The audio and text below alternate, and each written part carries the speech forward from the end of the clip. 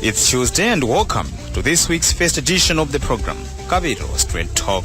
This is Capital FM and I'm your host, Rhodes Nsonko.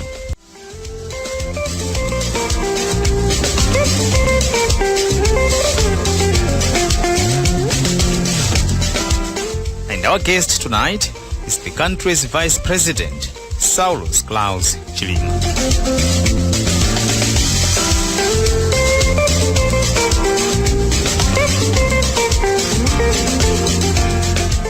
I welcome you to the program here on Capital FM. Thank you. You have been at the center of the Public Service Reform Initiative for close to a year now. What has been your assessment of the initiative? Right. First of all, let me say this, that His Excellency Professor Arthur Peter Mutharika, President of the Republic, set up a commission to undertake public service reform to bring about a professional, effective and efficient civil service, or public service for that matter. We've been working at this for the last 15 months or so, quite a mixed bag of revelations. First is that there is some doubt, apprehension as to whether we are serious about it. Let me say that we are serious about them. Second is that as we have obtained or gotten insights and feedback from people, there are others that have really said 79 times we have tried. It has failed. Who are you? How special are you? What I can say is, along the way, we're picking advocates. Along the way, we're converting some people. And therefore, while there will always be some elements of doubt, we have faith that we're on the right path. We will succeed. Over the last 15 months, some things are already working. There are people who are resisting. It's normal. Where there's change, there must be a corresponding opposing force, which is resistance. But if you ask me, it looks promising. People are ready, willing to change, and we're going to do it. These reforms are being implemented at the time the government is dealing with the issue of Cashgate. How sure are you that your initiative will not be compromised in the process? You're right, but let me say this, that if you look at public service reforms, is perhaps changing the way we do business unusual. And then there is public financial management reforms, PFM, which is going to be addressing what you have just talked about, to prevent a repeat of what has happened. And therefore, while we are driving PSR, public service reforms, and Minister of Finance is driving public financial management reforms, we will let the law take its course, perhaps not to comment much on the legal process because there's cases in courts, and obviously I like to believe it would be wrong to be commenting on those. But suffice it to say that what we are doing is to bring about a more professional, effective and efficient public service. The Minister of Finance, under the PFM reform, they also try and bring about efficiencies to avoid a repeat of what has happened. So whatever is going on right now through the legal system will not undermine or compromise the reforms that we're undertaking. The public has heard from you time and again saying that the reforms are here to stay and will not fail. Where are you getting the confidence from? Thank you. Life is dynamic. Reforms are not a one-day process. Reforms will happen because you want to respond to developments in a market, developments in a country. If you look around the world today, there are different reforms happening. In Greece, there were reforms. In the Far East, there are reforms. In the US, there are reforms. In Africa, in different countries, there are reforms. Why are people reforming? Because what happened 10 years ago, perhaps today does not make sense anymore. It calls for a different thinking. And hence the need for us to engage or to adopt a different way of thinking. It is therefore imperative that if we are going to see a different outcome, a different result, we must do the things differently. Hence the reform. Where do we get the confidence that this is going to succeed? Success is a choice. And when we started, we said failure is not an option. Nobody goes into a competition to fail. Nobody sits an exam to fail. You always hope to succeed. And therefore, between success and failure, we have chosen that we should be successful. And therefore, all our efforts and whatever we do will be in the direction of success, not in the direction of failure. And because we have succeeded in reforms in the past, some reforms, be it in public service or in the private sector, we bring that thinking into the public service so that together with the people that are there, we succeed. and not fail. Why all this confidence? Because we know that there are some controlling officers that are still failing to adapt to the new system of running government business. For example, they are failing to submit monthly progress reports. Why all this confidence? You see, I said in the beginning, where there is change, there must be an opposite force, which is resistance. That is the very essence of change. If there's no resistance, you might think that everything is rosy. When we launched the reforms in February 2015, it was midway through the financial year 2014-2015. Some of the reforms could have been undermined because of lack of resources. Hence, the quota we have reviewed does not paint a very good picture of success or failure. It paints a picture of whether people are willing to do or not willing to do. The willingness is there. As I said, there will be some people that will be doubting and saying, there are 79 attempts. Yours is attempt number 80. And why should it succeed? We've been talking reforms for the last 1 year. Just yesterday, we had a meeting with the principal secretaries to review the quota ending June 2015. And I can tell you that whereas the average, if you bring in the pioneer ministries, the 8 of them together, the average will be hovering around 50%. 50% is a pass. It is not a credit.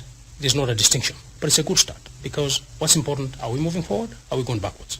And sitting here, I'd like to believe we're making progress, we're going forward. We have heard some Malawians expressing reservations on the reforms, describing them as a mere tool for political witch hunt. I would disagree with them, because when we did the consultations last year with the different stakeholders, it is very clear that there's consensus. People would like to see change. People would like to see us reform. And therefore, to say that these are not going to succeed because the people think different, I hold a different view. Second, it is not true that these are based on political witch hunting. Here's an example. We increased civil servant salaries last year by a significant percentage. Increasing somebody's salary is not witch hunting. We changed a number of things. That's not political witch hunting. But even in the event that that were the case, when they say witch hunting, it means that somebody is hunting a witch. And if you're not a witch, you shouldn't be worried. Perhaps in this context, meaning your political opponents? Well, not at all. The reform is happening in the public service. And I don't see why we should talk about political opponents, because that's on the periphery of the public service. We are really talking about the public service, civil service, including the parastatals, for them to be professional, efficient, and effective. And hence, it does not apply to any of the so-called opponents, because including the opposition at the time that we're doing the engagement, we consulted. And like I said, there is consensus that we should be moving forward and do things differently, because if we don't, we shouldn't expect a different result.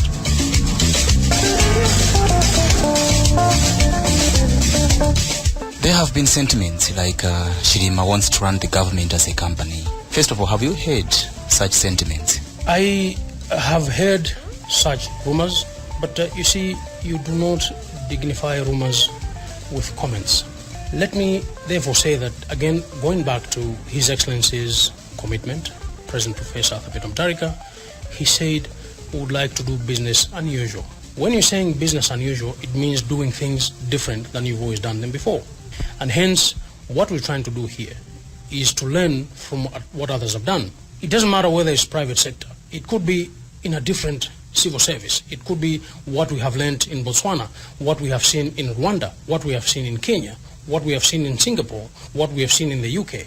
If they are doing something good and it is giving positive results, let's learn, adapt it to our environment, and we continue to develop. Otherwise, we'll be saying, this gentleman wants to bring in a new thinking. If the new thinking is going to bring us bad results, don't take it. If it is going to bring us good results, or for goodness sake, let's go for it. But does it worry you? Because such sentiments perhaps come looking at your background, that of private sector. Does it worry you anyway? Not at all. It's expected, going back to what I said, if you're going to bring change, there will be resistance. There will be doubt. There will be those who will be saying, who does he want to be? Because others came and they went. All we are saying is, we have been given the opportunity, some of us have been given the opportunity to try and bring about change. We've got the opportunity to make a difference. Let's do it. We still see the president appointing people take up positions like CEOs of some parastatals. Yet there was communication that he would give up some of his appointing powers. Does it mean that he's going back on his way? Not at all. Appointments will follow certain laid down procedures. And in the public service, we have the Public Service Act. As it is today, which is the law, and our president is a lawyer, an accomplished one for that matter, he can't go against the law. Until such a time that law is changed, perhaps to continue in the way that the law is today, the procedures it provides. One thing we might want to know is that there are not that many appointments anyway. And therefore, we have made a commitment. You've heard the Chief Secretary to the government. You've heard me say in November there will be ready an amendment bill to the Public Service Act to reduce some of the appointing powers of the President. That commitment is there, and you can hold us to it. And still on the issue of reforms, you did say that trimming of staff in the public service will continue, and that currently the number of 26 to 41. Is it not still too much for a government that has about 18 ministries? Thank you very much. Yes, first, when we talked about right-sizing the approaches to this, fire people, wait for natural attrition, in which case when people retire, they go, you don't replace them, or you offer people on a mutual agreement basis early retirement packages.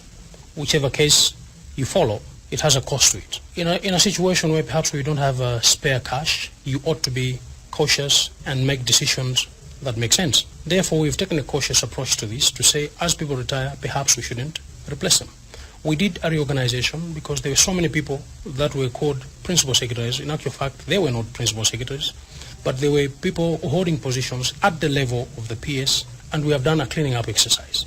Some people will be retiring between now and December, and then into next year, a few more people will retire. They will not be replaced. That's a decision that has been taken. But a further reorganization, which has just been done and concluded this week, has brought about 18 principal secretaries, controlling officers. The rest, the position has been renamed because before they were called PS2 in a ministry. Now they're going to be called chief directors. Hold same pegs in the initial stages. Perhaps after 1 year, you begin to differentiate between the two levels. The idea is that there must be some sense of leadership, governance, control, authority with the people that are holding the title today, principal secretaries. There can only be one boss in an organization at any given point in time. So to avoid the confusion and to make sure that things are flowing smoothly, we had to reorganize the structure. So today, as I speak, we have 18 principal secretaries. The rest have been reclassified to the position of chief director. We're informed that you have devised a 3-month plan to end the problems at the road traffic. What does this plan entail? First of all, let me say that we did an upgrade at the road traffic department as part of the reforms to bring about a more efficient system, one that is more robust as well. Obviously, in the process, you have got teething problems. It could be system failure. It's known. When you do integration or you install a new system, you have got the learning curve. We also think that there is resistance to change, as we have alluded to earlier on. And therefore, because of that, there's been a lot of noise and frustration from the general public. They go there and they sit and wait for long hours. Sometimes it takes a few days to go through a process. And therefore what we did, because this is part of the reform, in the Ministry of Transport, we said to them, let's sit, understand where the problems are. We have put a finger on what we think are the problems, and we said, can we now put timelines to resolve these challenges?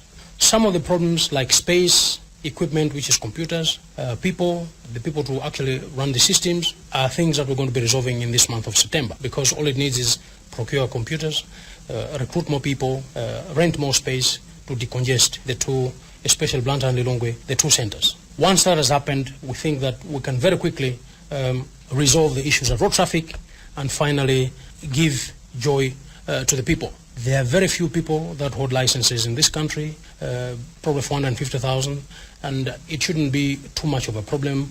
There is more complicated systems on this planet than the system of road traffic. We'll sort it out, and we'll sort it out fairly quickly. Now, you're talking about the issue of resistance to change, but could it be that there are acts of sabotage within the department, considering that perhaps the new system has made life difficult for some corrupt officers there? First of all, let me say that old habits die hard.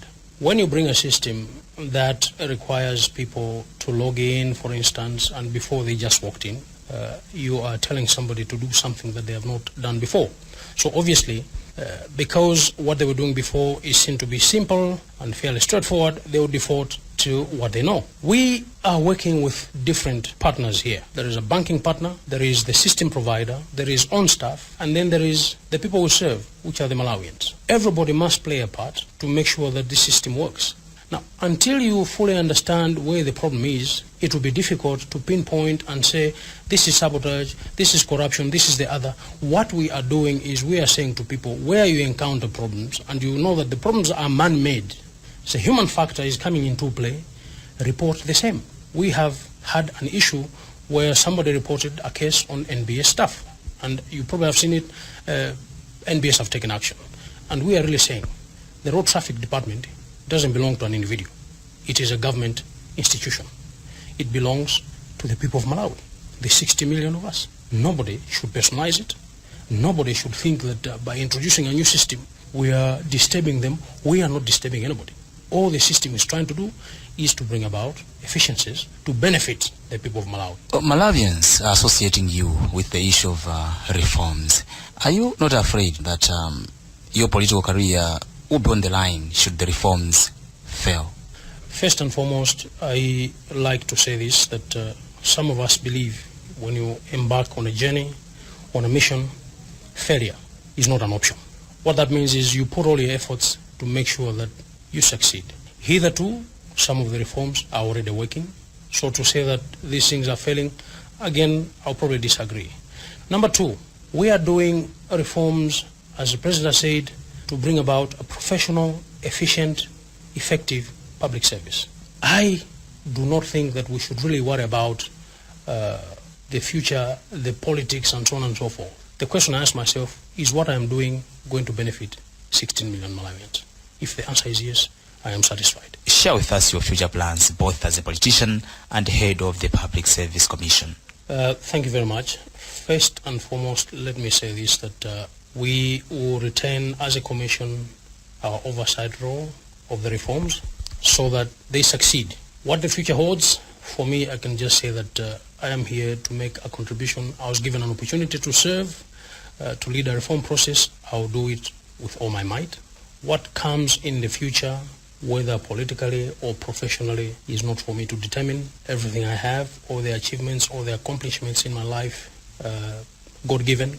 Let the same God decide the destiny. Before you go, being in this position for over a year now, what would you share with us as far as this position is concerned?